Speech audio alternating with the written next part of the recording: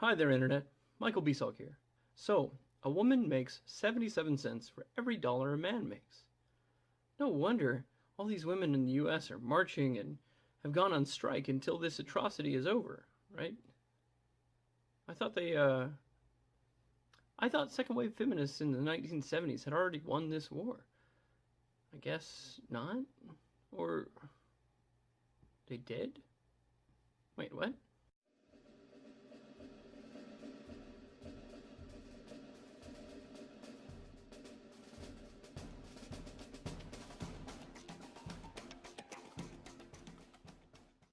So I seriously wasn't even going to ever make a wage gap video, because this idea is so thoroughly debunked by essentially every YouTuber that I watch, and then I had this debate with a friend of mine, Lisa, who's basically my intellectual arch nemesis. I realized two things from this debate. One is why the wage gap myth still persists, no matter how many times it's debunked. And then two, you all might not watch the same YouTubers that I do, even though you really should. They're awesome. So here we go. Let's start by listing the various false, or what I'm going to start calling mythical premises that you're likely to encounter. First, 77 cents on the dollar. A woman makes 77 cents for every dollar a man makes. Where does that come from? Why do they use it? Second, the upper levels of companies are guarded by the good old boys club. Women can't break through that glass ceiling. Third, education isn't geared to encourage women into higher paying professions. The entire system is biased against women. And then fourth, maternity. If I missed any, go ahead and leave that in the comments, and I'll do a follow-up video of why those are wrong too. So number one, the 77 cents part of the myth. Where does that come from? So to anyone who says 77 cents on the dollar sounds pretty close to equal, I say, your math is bad. The Washington Post did an article the very next day after President Barack Obama said this, basically debunking the statement, but also kind of clarifying where he got his numbers and everything else. So it explains that the statistic is the median wage of all the full-time working women divided by the median wage of all the full-time working men. And what does that give us? 47 million women being paid on average $719 a week. 59 million men getting paid $871 a week. Going off those numbers, you get an 82 to 100 ratio. If you want even more drastic numbers, you can multiply the number of working women by their average income, and you'll get a ratio of 65 to 100. But we've already established that there are more full-time working men than there are full-time working women. Why would you even compare these numbers? And more importantly, this is the average yearly income of all women against the average yearly income of all men. Does that suggest that any individual woman is paid less than any individual man in the same job? Of course not. What about with the same experience? What about with the same education? With the same number of years serving one company loyally? I could spend all day telling you what this statistic does not mean, but I think you get the point. It doesn't suggest anything. It's the average. The 77 cents you find in two specific places. I understand that he said 77, I'm showing you 82 or 65.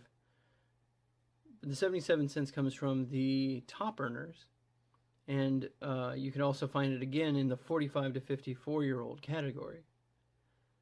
But still, it's just the average, and it really doesn't mean anything. It's all of them versus all of them, not one person versus another person in the same job. Understood properly, it simply means that there are more men in higher paying positions than there are women in those similar positions. Or it could mean that there are far more women in lower paying positions than men in similar positions. I seriously don't think that's the case, but you can do just about anything with statistics. That brings us to mythical premise number 2. Upper echelons of major corporations are guarded by the good old boys club and have instituted a glass ceiling through which no woman can break. Well, maybe. But here's the thing. We're talking about the free market and the most successful companies in the world. To believe that they're preventing women from reaching top positions because of their gender is ridiculous. These companies are here to make money. If a woman shows that she's better than her peers at doing that for their company, she'll get the job. It's that simple. And the top companies can't afford to maintain ridiculous practices that prevent them from maximizing their profits. However, let's assume that there is a good old boys club. All right? Consider these two problems with the idea. If women really did make 77 cents for every dollar a man makes, why wouldn't companies just hire women? You'd save billions. And if women can't break through the glass ceiling, why not start their own companies? You know, like Ruth Handler, the founder of Mattel, or Sandy Lerner, the founder of Cisco. Perhaps it's because society and the education system are preventing women from getting into the best fields, like the STEM fields. You like how I just segued into my third mythical premise there? I'm only going to say two things here.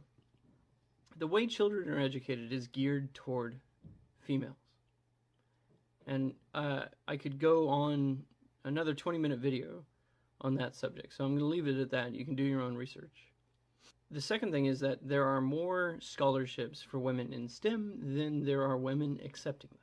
The number of women attempting to get degrees in STEM fields has gone down over the last decade. So that leaves one mythical premise. And this one is mythical for a very different reason. It's not that the fact of it is not true, it is that the fact of it does not lead to the argument. It is non sequitur. If you corner a feminist in the facts about the wage gap, she will inevitably shift the goalpost to maternity.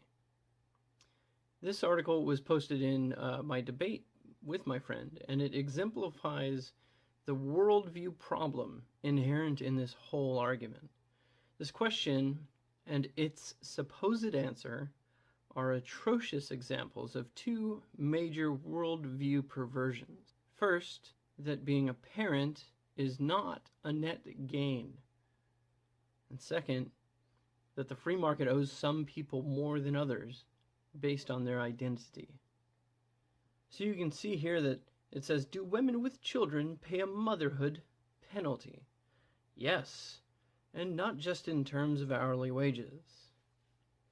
You can sort of read that for yourselves, but to sum it up, when a woman gets pregnant, they tend to leave the workforce.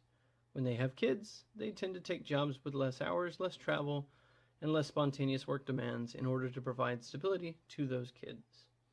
And finally, here's a little math. If you started working 10 years ago and you stopped working for a year, not saying they do, but if you did stop working for a year, you don't have 10 years of experience. You have 9. It's simple math. And that's the thing, folks. You make choices which affect your life. And only you are responsible for those choices. Accept it. You just can't have it both ways. You don't get to enjoy the amazing benefits of living in a free society with a free market where you can be rewarded fairly for the product or service that you provide, while at the same time expecting that there be no consequence to you leaving or removing yourself from that market. That's just ridiculous. It's fantasy land. That's why it's a mythical premise. You don't get to enjoy the free market while removing yourself from the free market. And the free market is not your parent. It doesn't owe you anything. And what really bugs me is this idea that only mothers pay this penalty, this supposed motherhood penalty. Men pay this penalty too. Any workaholic man that never sees their kids or gets divorced, they've paid that penalty. And those are choices that they make. I'm not advocating those choices. I'm saying those are choices they make. So that brings me to the second point of this video. the question I asked initially, why does the myth persist? I think part of it is that people hear the lie so often that it seems it must be true. Part of it is that people who are generally making these arguments see it as a convenient excuse for not trying to achieve those upper level jobs. I'm quoting StevenCrowder here. They get degrees in gender studies or lesbian dance therapy so that they're better able to make these complaints about the lack of women in the STEM fields.